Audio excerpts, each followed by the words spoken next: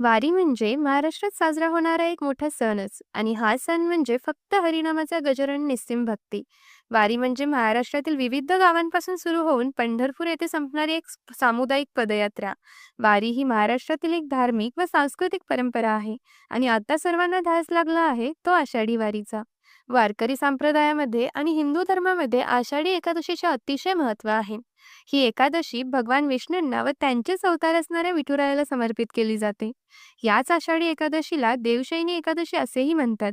पंचांगानुसार चातुर्मासाची सुरुवात या महिन्यापासून होत असल्याने ती विशेष आहे. देवशयनी या शब्दाचा अर्थ म्हणजे देव म्हणजेच भगवान विष्णू शयनी अवस्थेत ज्यावेळी प्रवेश करतात ती एकादशी म्हणजे आषाढी किंवा देवशयनी एकादशी होय. या दिवशी भगवान विष्णू शेष सर्पावर गाढ निद्रा अवस्थेत प्रवेश करतात. भगवान विष्णूंचा हा विश्रांतीचा काळ 4 महिन्यांचा असतो, जो कार्तिक महिन्यातील प्रबोधिनी एकादशीला संपतो.